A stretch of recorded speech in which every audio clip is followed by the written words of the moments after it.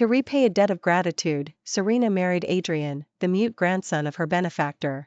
For 3 years she devoted herself to him, yet he never warmed to her. She told herself he was simply born cold, until the day her mother was rushed to the hospital. In the corridor she overheard him talking to the woman he had never stopped loving. Before we go on, please subscribe and tell us in the comments where you're listening.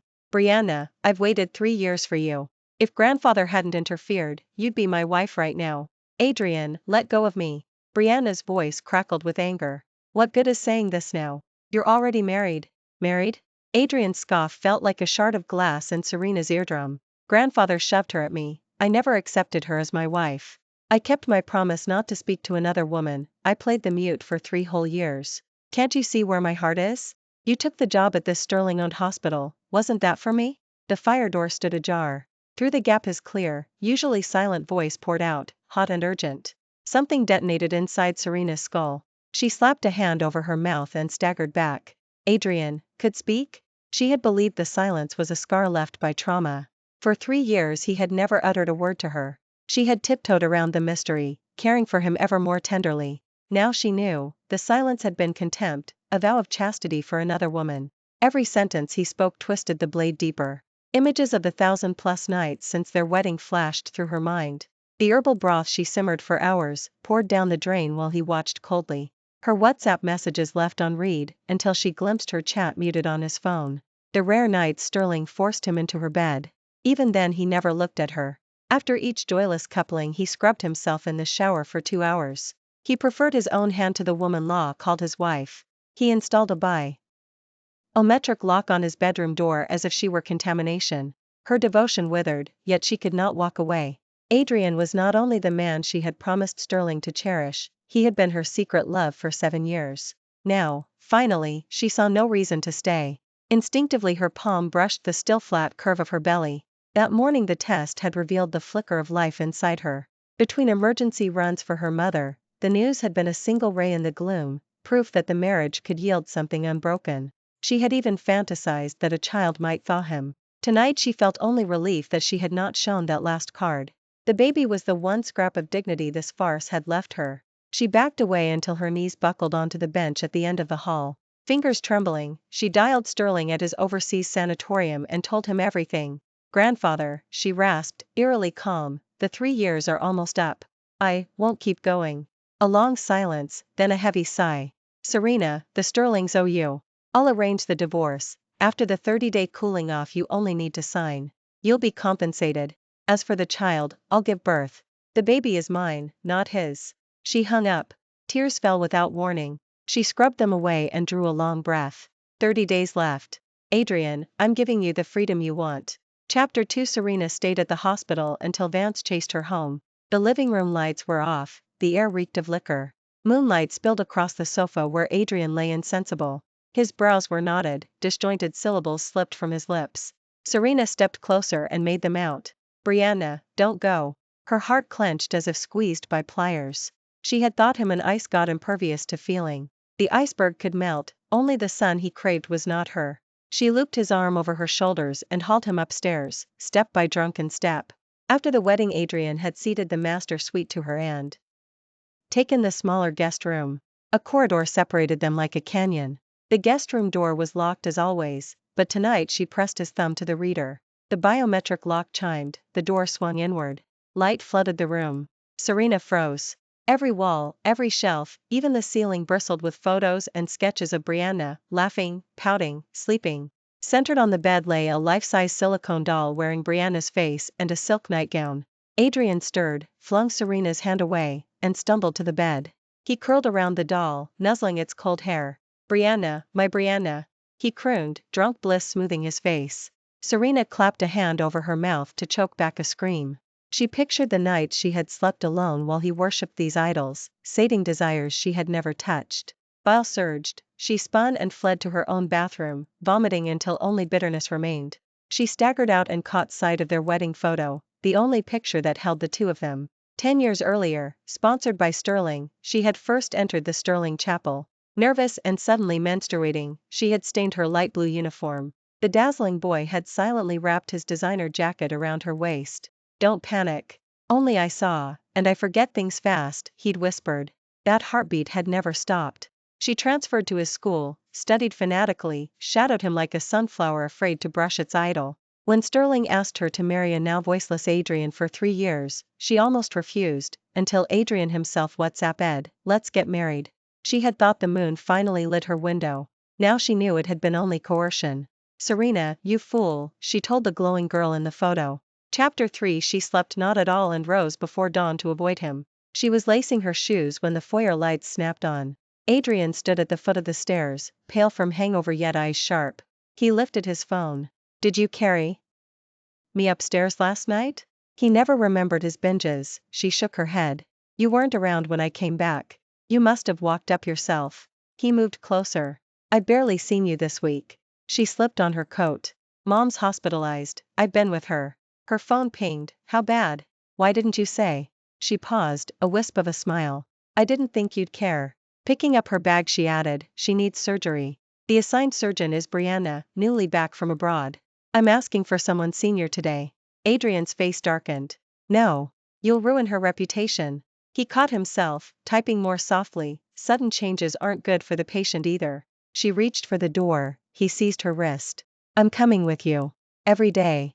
A month ago the promise would have thrilled her. Now she saw the ruse, convenient access to Brianna. Fine. She would still get the surgeon changed. Sterling had already lined up a veteran who would return within days. Adrian played the devoted son-in-law, purchasing supplements, staying the whole morning in Vance's room. His gaze, however, latched on Brianna the instant she entered. She misstated Vance's vitals twice. When she turned to leave, Serena called her into the corridor. Adrian followed, stationing himself at Brianna's side like the true husband.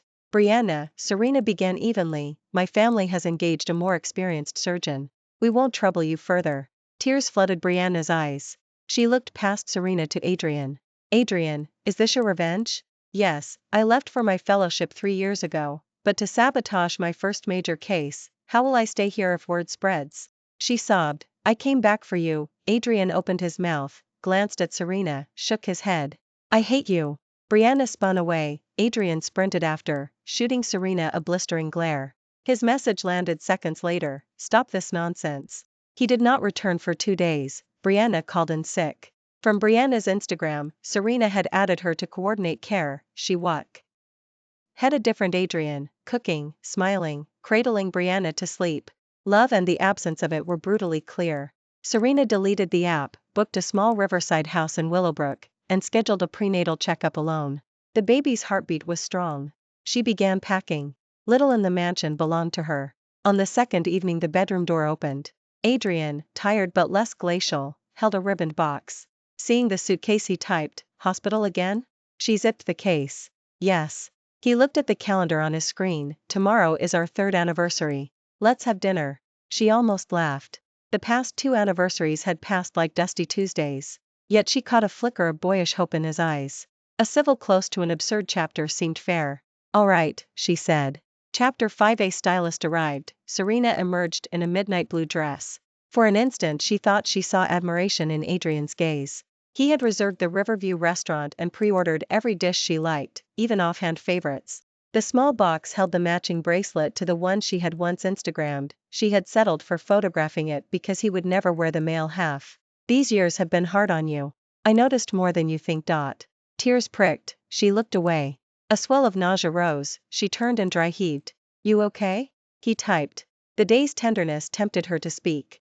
"Actually, I'm preg." His phone rang. Brianna wailing loud enough for Serena to hear. "Adrian, come to the hospital." The call cut as his battery died.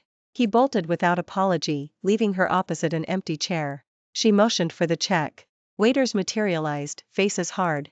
They dragged her to the kitchen, forced her to her knees. "Whoever upsets Brianna pays." Sterling booked the place, "No one will interrupt." Slaps rained, voices blurred. Before blackness, she heard, "Your cheap lives exist to cushion Brianna's setbacks." They dumped her outside. Cold rain revived her, her screen show. Ed 15 missed calls from the hospital. "Serena? Your mother hemorrhaged during surgery. Please come at once." No taxis. She walked until the street tilted and swallowed her. Chapter 6. She woke to a nurse flashing a notepad. Bilateral eardrum perforation. Temporary hearing loss. Rest required. "Where is my mother?" Serena rasped. The nurse wrote slowly, she did not survive. Body in morgue. Serena tore out her four and ran. Vance lay waxen under a sheet. Mom. Her scream scraped blood raw. She seized the pad, who authorized surgery without me? The reply was neat, consent signed by spouse. Brianna chosen by Sterling. All protocols met. Lawful. Legal. Lethal. Her phone buzzed, Brianna, quickly recalled, but Serena had screen recorded. Your mom was weak. I manipulated Adrian to keep you away. A tiny slip and she bled out. I'll be compensated, Adrian always sides with me. A voice note followed, Adrian, she's always liked me, of course she'll meet me if I ask. Hatred crystallized, colder than grief. Where are they? She mouthed. A janitor whispered, psych ward. Sterling is calming Brianna. She demanded your security footage. Chapter 7. In the empty mansion, Serena folded Vance's few belongings while the coffin waited. Adrian appeared only when the malpractice subpoena landed, Brianna trailing him like perfume. Brianna wept elaborate pleas. Serena read her lips, withdraw the suit. She rose, swung, and cracked Brianna's cheekbone with a single slap. Never, she croaked. Adrian caught Serena's wrist mid-backswing, crushing bone. Serena wrenched her arm free and shoved him so hard the floorboards rattled. Adrian hadn't braced himself, the small of his back slammed into the mahogany bar behind him with a dull thud. He winced, eyes flaring in disbelief. He was used to 3 years of mute compliance, he'd never seen her this berserk. That was when he noticed how much weight she'd lost. Already slight, she now looked like a paper cutout a breeze could scatter. Street. Ill, she lunged, clawing at his shirt, driving both him and Brianna toward the door. Out. Both of you, get out. When theatric sobbing didn't work, Brianna panicked, sinking to her knees, voice cracking. Serena, I tried, it was an emergency, please, have mercy. Adrian had never been manhandled or shouted at in his life. Seeing Brianna insulted and about to kneel snapped the last thread of his composure. He whipped out his phone. Enough. We got her the best surgeon. Nobody died. Why can't you stop? He yanked Brianna up behind him, the swing of his elbow caught Serena off balance. Gasping, she staggered backward and crashed to the floor, tailbone screaming. At that instant the bar, already grazed by Adrian, gave a low crack. Joints split, bottles chimed like sleigh bells, and 200 pounds of hardwood began to camp forward. Adrian's reflexes took over, he dragged Brianna clear.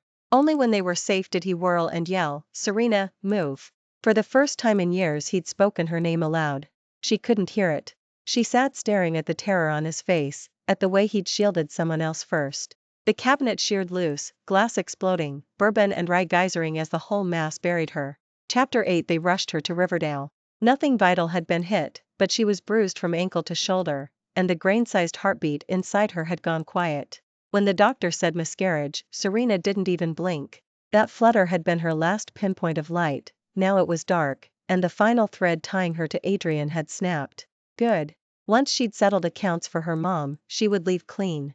This time Adrian didn't comfort Brianna, he stayed in Serena's room. He actually spoke, I'm sorry. I should have protected you. Then, almost under his breath, but if you hadn't shoved us, the cabinet might have held. Serena studied his lips, face blank, as though reading subtitles about a stranger. Her emptiness jabbed at him. He tried again, Will H. Ave another baby. When you're better I'll look after you. Brianna's a doctor, she'll help you recover. Serena finally looked him full in the eye and curved her mouth in a blade-thin sneer. The doctor who kills? Soft, glacial, each word chipped, give it up. Whatever you do, I'm not dropping the suit. Adrian shot to his feet. You're jealous. Brianna and I are nothing. You want to hound her to death? She turned away and closed her eyes. He rattled off excuses, the shape under the blankets never moved. With a roar he slammed the door so hard the bed frame jumped. Through the gap she saw him cradle Brianna's tear-stained face in the corridor, whispering, thumb-stroking her cheek. The sight used to gut her 1,000 times. Now it floated behind frosted glass, no sting at all. Dead hearts don't bleed. Court day arrived. Serena wheeled herself in as plaintiff, her husband sat on the defense side with Brianna. As Serena began, opposing counsel cut in, Your Honor, the respondent concedes partial liability for the plaintiff's mother. Adrian has signed a letter of forgiveness. We recommend mediation. The clerk wrote it down for her. Serena's hand shook with rage. She steadied herself and said loudly, We are divorced. His letter is worthless. Chapter 9. Serena. Adrian's voice carried its usual command, but his eyes nailed her, forehead furrowed as if she'd spoken nonsense. Grief's warped your mind. We're still married. I have every right, husband? A brittle laugh sliced the air. She pulled a deep red booklet from her folder and handed it to the bailiff. Your Honor, our divorce decree. Confirm it if you wish. Adrian's pupils shrank to pinholes. Forged. I never filed, never agreed.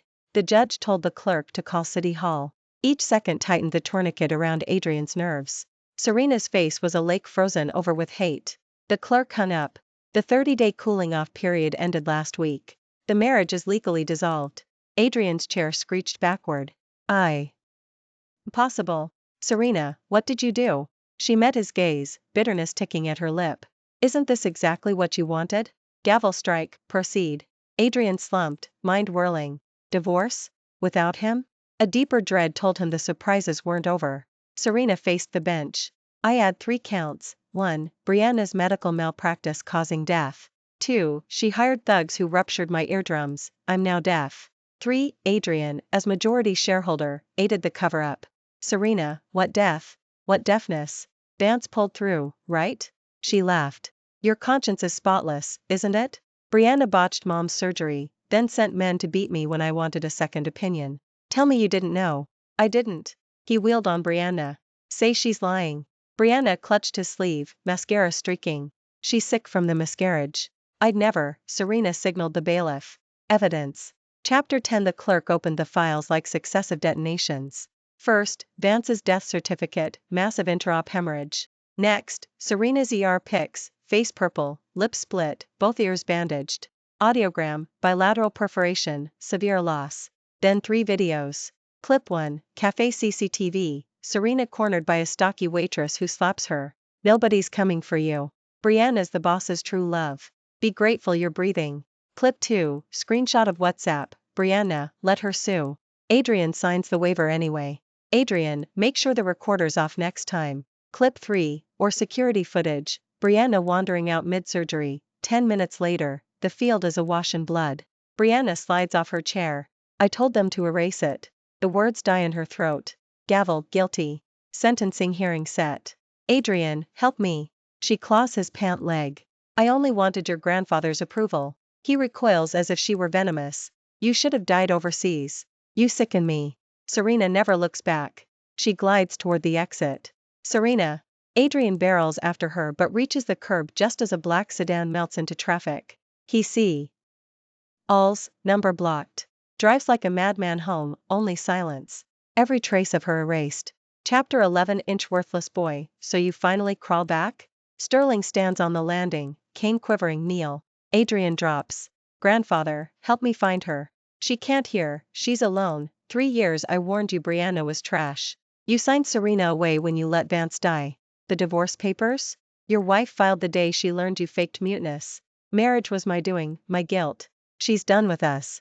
Let her go. But Adrian is already sprinting for the door. Guard sees him. Lock him in the Sterling family chapel until he learns what regret tastes like. Chapter 12. Incense and ancestral tablets glare down in the hush. He plans escape, then replays memories. Serena slipping research books onto his library table. Serena leaving soup in a porcelain bowl. Serena's smile thinning each time he sided with Brianna, the cabinet thundering down. Grief mutates into obsession. I'll beg on my knees until she forgives. He fasts. Days blur.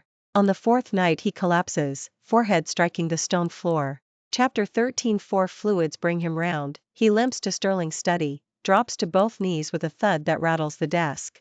I'm not acting. Tell me where she is. I'll kneel on her doorstep a year if I must. Sterling's face is iron. You'd only reopen every wound. It's over. Adrian begins to kowtow, dull meaty impacts, until blood beads on the walnut planks. I lost the only woman who ever lit a lamp for me. I'll crawl through glass to say I was blind. Just give me her address. The old man closes his eyes. A single tear escapes.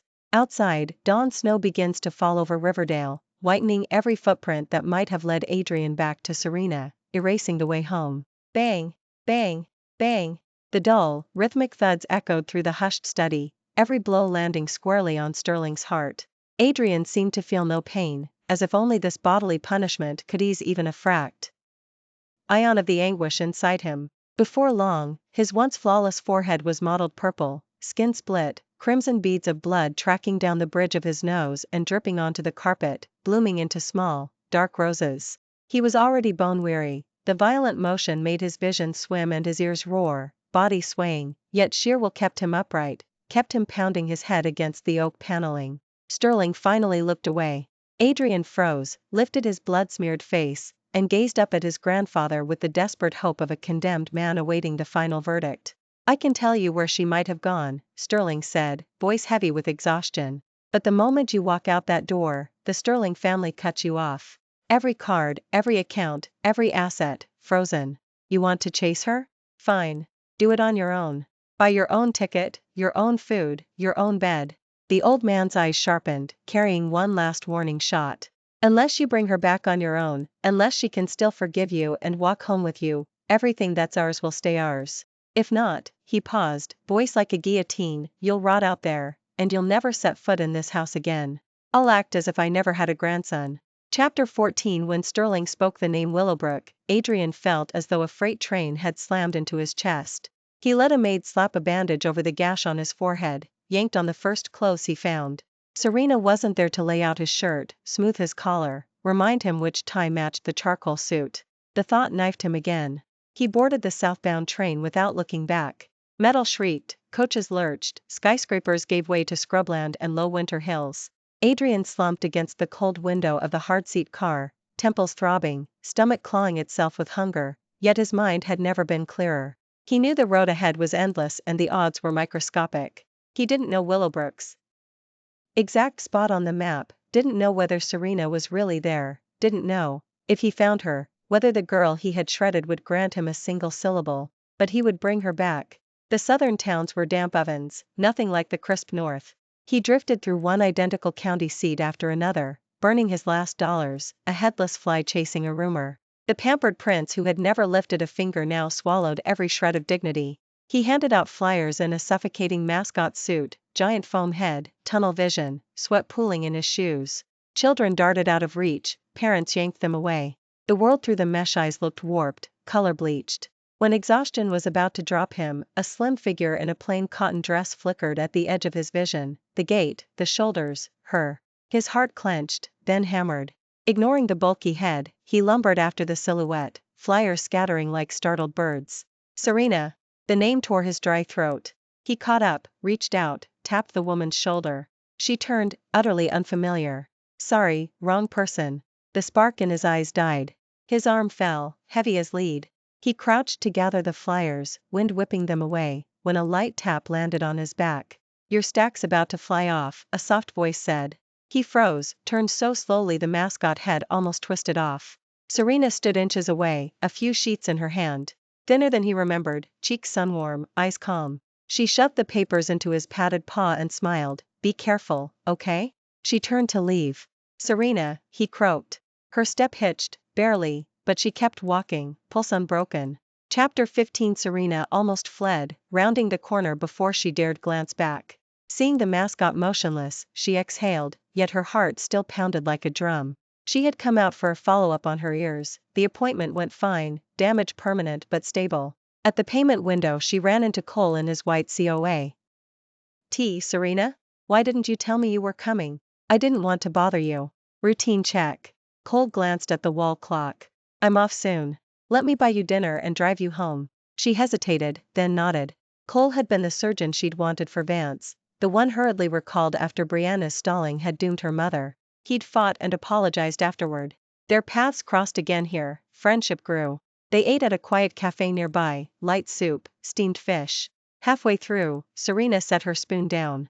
"Dr. Cole, why leave a big hospital for our tiny town?" His fingers tightened on his glass. "Some things, some people, I couldn't stomach." He shrugged. "Wandered, liked the climate, stayed." When they parted he studied her face. "You seem distracted. Bad results?" She exhaled. "I ran into Adrian on the street." Chapter 16. Cole's brows drew together. "He followed you? Did he touch you?" "I walked away," she said, forcing a smile. He read her eyes, saw no terror, only turbulence. "Serena," he said, rarely using her first name, "this is your town, your life you rebuilt. Don't let anyone unsettle you." If he bothers you again, tell me. I can at least keep the hospital, your neighborhood, quiet and safe. His plain promise felt like a wall at her back. She nodded. He drove her home, waited until her living room light clicked on. Inside, she surveyed the sofa she'd chosen, the curtains she'd hemmed, the pothose spilling green. She had imagined Vance rocking by the window, a toddler crawling on quilted mats, soup simmering. Now only she remained. The man who had ripped it away, how could she forgive? Logic said run. Adrian wouldn't give up. If he'd found Willowbrook, he'd keep coming. Yet she loved the life she'd planted here, the job, the morning light on her porch. Flee again? Start over? 2 days of sleepless tug-of-war, and the craving for steadiness won. She would not bolt. Ignore him long enough and he'd tire. She misjudged his stubbornness. On the third night she turned into her lane and spotted a skulking silhouette. Chapter 17. Serena's shift had ended late.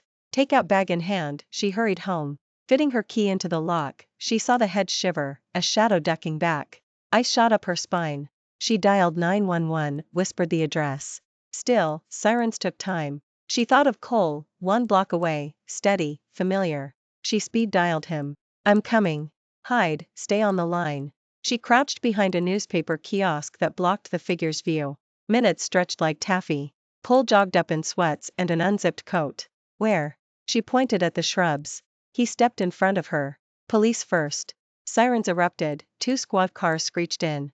The shadow bolted, only to meet flashlight beams. Freeze! Police! The officers yanked the man out, bedraggled leaves in his hair, thin scratches on his cheeks. Serena's breath stopped. Adrian. The lead officer turned. Ma'am, you know him? She met Adrian's pleading eyes and answered, flat and cold, never seen him. Adrian thrashed. She's my wife. Serena, please, she corrected, arms folded. Any proof? The cop demanded. Photos, messages, marriage license? Adrian fumbled out a dark red booklet, his divorce decree. Divorced makes him your ex, the officer grunted, but checked IDs, found no warrants, handed the booklet back, and left. The cruiser lights receded, silence pooling. Adrian rubbed the booklet like a talisman. Serena, you can hear now, that's amazing. Are you okay? Before tonight, fine, she said, voice winter hard. Seeing you nauseates me. He lurched, as if invisible blood gushed from a wound. Give me one more chance, I'll follow you anywhere. Cole slid half a step forward. Sterling, back off. Adrian's eyes flared. Who are you two? Cole intertwined his fingers with Serena's. Her boyfriend. Impossible. He's right, Serena said, squeezing Cole's hand. We're together. Accept it. She pivoted. Adrian tried to follow, then crumpled face first onto the pav. Ement, a dull crack echoing. Moonlight painted him ashen, a tear track glinted before his eyes drifted shut. Serena halted. Cole checked his pulse. High fever, probably dehydration and collapse. She stared at the limp form, sudden lightness in her voice. Killing is illegal. Is watching someone die? Chapter 19.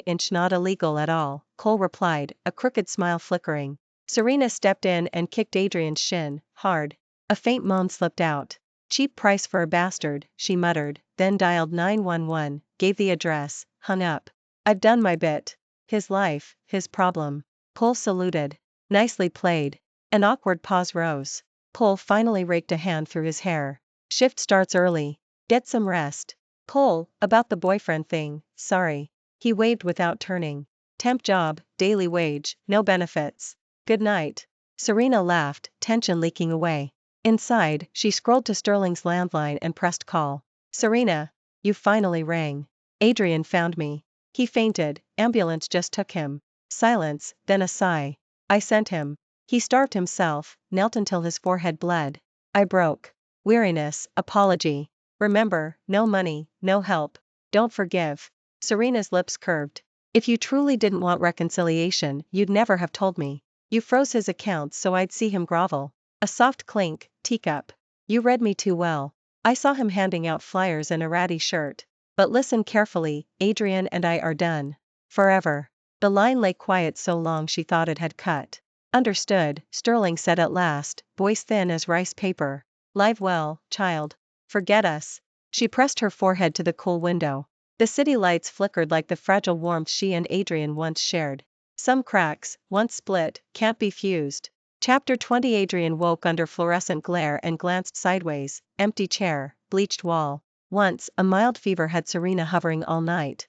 Now a nurse recited vitals, indifferent. Who admitted me? Anonymous 911, she said. He paid with pocket change, stumbled out. Sunset stretched his shadow, lovers passed, laughing. He hugged his jacket, homeless in spirit, yet straightened his spine. Serena waited 10 years, he would wait 20. Beg, earn, crawl if he must. He would find her again. Flat broke, he walked the whole way on foot, from blistering noon to purple dusk, soles flayed, blisters blooming, until he stood again at her door. This time he was smarter. He tucked himself deep in the shade of the sycamore, hidden head to toe. When the street lamp sparked on, familiar laughter drifted down the block. Serena came walking shoulder to shoulder with Cole. Cole carried groceries, casually slipping her tote off her shoulder. She tilted her head, smiling at him with the easy curve of her eyes, an ease Adrian hadn't seen in 3 years. They stopped at the lobby door. Cole leaned in, said something. Serena laughed and punched his shoulder, intimate, effortless, like any couple in love. Adrian's nails gouged the rough bark until his palms stung and bled. He watched Cole watch her climb the stairs, watched her window light up, watched Cole stand below long after she'd disappeared. Adrian was jealous, but he dared not confront Cole. If Serena found out, she'd be furious and drive him away again. So he only watched. He had no place to stay, and he couldn't bear to leave, terrified she'd vanish once more and he'd lose her for good. He vowed not to stray a single step. He curled up in the frost-rimed grass beside her building and slept the night through. Dawn's cold stabbed him awake like needles in his bones. He chafed his stiff fingers just as a suit anti-commuter passed, glanced down, hesitated, then flicked a $20 bill beside his foot. Adrian stared, cheeks burning. Only then did he see himself, hair matted, clothes filthy, crouched like a vagrant, no trace left of the polished heir he'd once been. Shame scalded him. He wanted to yell, "I'm not a beggar," but his throat was sand dry. MPLY picked up the crumpled bill, clenched it so hard his nails broke skin. He needed money, never dreamt he'd sell his pride for $20. The door clicked open. Serena stepped out in a dove-gray coat. He ducked behind the tree, watching her adjust her scarf, throat curved in a soft arc. He sucked in air, shoved the wrinkled bill into his pocket, and followed. In the pale morning he drifted 10 paces behind her ghost-like, stepping only on the tiles her shoes had touched, as if that could close the inches between them. Sunlight poured through stained-glass windows of Riverdale for special needs, spattering bright coins across the padded activity room. Serena knelt on a floor mat, carefully fitting a hearing aid on a little deaf girl. Slowing her lips, she signed, "Can you hear your teacher now?" The child's eyes lit, she nodded hard and burrowed into Serena's arms. Serena laughed softly, smoothing the girl's hair, warmth blooming inside her. She was a contract teacher here now, always loved kids, and after her own hearing loss she understood their struggles. The work gave her a new purpose. On the playground children tossed a big softball. Serena stood beneath a tree, smiling. Suddenly a boy with fair vision pointed at the iron fence. "Serena, there's a man outside, he keeps watching us." She followed his finger. Sunlight glared off empty sidewalk, only shrubs shivering in the wind. She soothed the child, probably just passing by. "Let's go slide, okay?" 1 wall away, Adrian lay sprawled in the hedges. He'd lurched too fast, ankle slamming against the curb, pain whitened his face. He sat rubbing the swelling joint, gaze helplessly tracking the playground.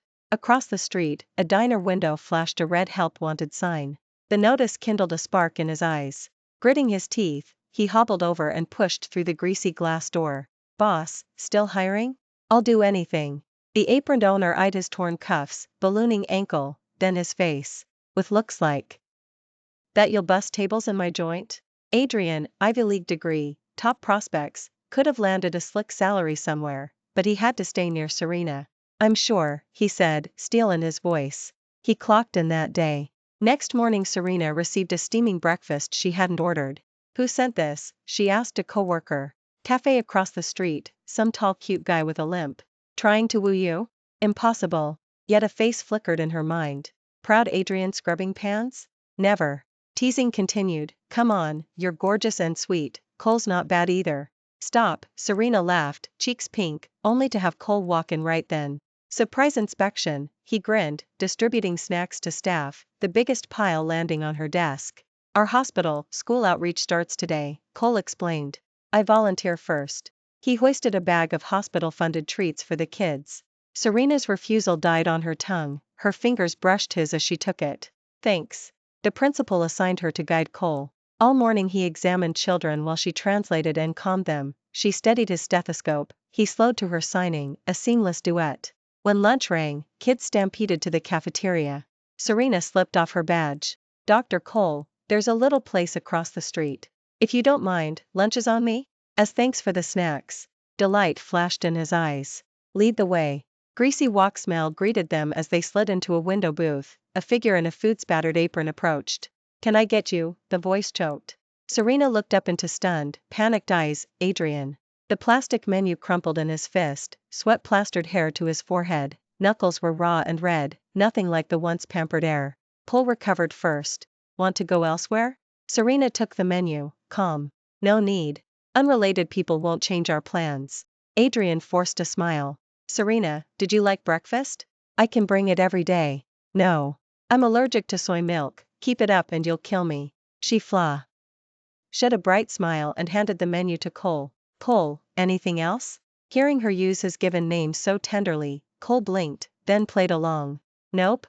You know me so well already, impressive for a new couple. Adrian fled, nearly tripping over chairs, kitchen door flap slapping shut behind him. Serena stared at tea leaves swirling in her cup while dishes crashed beyond the wall amid the owner's yell, Butterfingers. Wanna lose this job? Cole tapped the table. He's limping. Thought he was sterling money? Grandfather cut him off, she said quietly. Wow, going all in to chase you. His life, or death, is none of my business. We're strangers now. Behind the kitchen door Adrian plunged his hands into icy water, but the pain wouldn't rinse away. Her words echoed, he almost wished himself deaf and blind.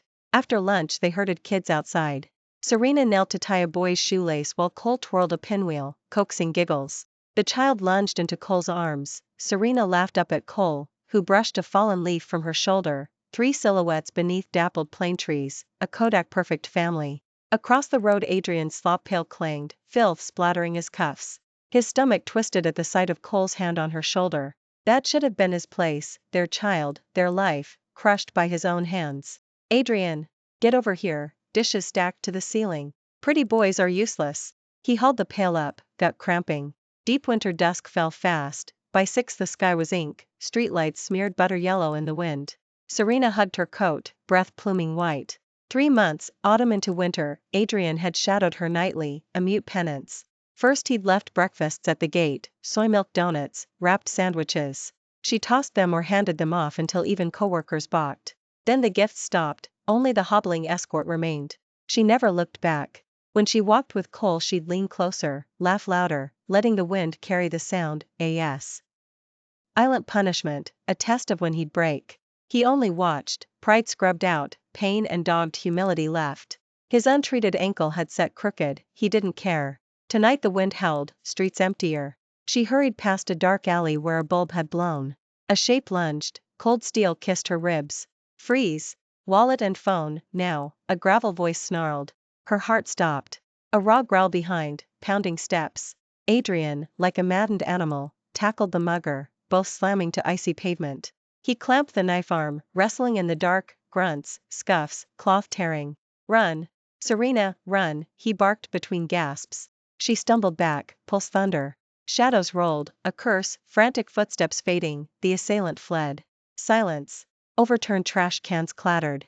Phone light trembling, she swept the alley, no Adrian. She called his name, nothing. Assuming he'd bolted, she raced home on a drumbeat heart. Morning came gray, no limping silhouette trailed her. All day the diner doorway stayed empty. Adrian had vanished. Then the hospital called, Serena, Adrian was admitted unconscious. Please settle the bill. Only then did she learn he'd listed her as emergency contact, blocked, so the hospital phoned. She'd guessed he'd saved her, hated him for it. She gave them Sterling's number instead. 2 days later, winter solstice, first snow swirling like powdered glass. A joint school-hospital mixer had ended. Serena, wine warm, leaned on Cole's arm as they reached her building. Under the dim lamp, snow blanketed a huddled shape against the stair rail, empty beer bottles ringed around like grimy ice sculptures. Serena's breath hitched. Adrian, skeletal, coat hanging loose, cheeks sunken, lips violet, lashes and shoulders powdered white. He stared at their linked hands. Serena, he croaked, swaying up, snow sliding off. He grabbed her free wrist, fingers biting. Where were you? Who were you with? She laughed coldly. You need to ask? Wine stink and frost billowed off him, eyes bloods hot, swirling with despair and manic possession. Pole stepped between them. Sterling, you're drunk, let go. Back off. He flung Cole off, gaze riveted to Serena. Tell me. I don't care to, she said, voice flat with fatigue. My life is no longer yours. She turned, drew Cole to the door. Key scraped lock, crisp, final. Adrian sagged to his knees in the snow, bottles clinking hollowly. The door shut, the light upstairs blinked out. Cole never re-emerged. A vice twisted in Adrian's gut, he doubled over, coughing until iron filled his mouth. A red bloom splattered the pristine snow, dark, quickly crusted. Call 911, the thought flickered, then drowned. Live to watch them together? He laughed, a broken rasp, cheek pressing the bitter snow. Forget it. He groped for a half-full bottle, gulped, alcohol razoring his bleeding stomach. Coughing convulsed him, more blood speckled his collar. Snow kept falling, erasing him. Lights blurred, cold outside, fire within. He fumbled for another bottle, imagination carving images of what might be happening beyond that darkened window, each picture a dull blade sawing his heart. Finally, he whispered, strength ebbing, bottle slipping from numb fingers. Shadow swallowed him, yet death spared him again. He woke to sterile walls and the echo of monitors, alone, as always. A cracked smile tugged his lips, predictable. The door side open. Serena entered, tossing a sheet onto his blanket. Gastric perforation, internal bleeding, almost died. Chugging liquor in a blizzard, Adrian? Suicidal much? He ignored the report, eyes devouring her. Last night, were you with him? Then, frantic, it's okay, I'll be your backup. I still look decent, family money's solid, right? Serena had never imagined proud Adrian reduced to this. She held his gaze. No. Power was out, he was resetting the breaker. Lightning joy flooded him, then died the next instant. But even without him, she went on, it will never be you. We're separated by 2 lives, my mother, and the child who never took a breath. You think there's a way back? I'll pay with my life. He lurched upright, for needle ripping, blood threading the tube. Take it, just forgive me. She laughed softly, bleak, mocking. Then what? My mother breathes again? My baby returns? Don't be childish. She stepped closer, voice a guillotine, nothing you do, alive or dead, will matter. Heal up, go home to Sterling. He's old, he can't take more grief. If you stay, I vanish, for good. She turned, palm on the door. Serena. His sob was animal, tears flooding. The only light he'd ever had walked out, extinguishing itself, and him. He recuperated, stomach ruined, pills for life, body half its former steel. Yet he didn't return to the Sterling dynasty. He boarded a lone flight abroad and disappeared. Years later, Sterling died. By then Serena had left the school, pouring herself into a charity for deaf children, lecturing, well known. Cole courted her openly, no more pretense, and she said yes. After Sterling's funeral she lingered, then glimpsed a gaunt figure at the far end of the chapel. He studied her, then retreated step by step until he vanished into shadow. She turned away, took Cole's hand, and walked out, into sunlight. Thanks for listening. If you liked the story, please like and share. We'd love to hear your thoughts in the comments. Don't forget to subscribe for more. See you next time.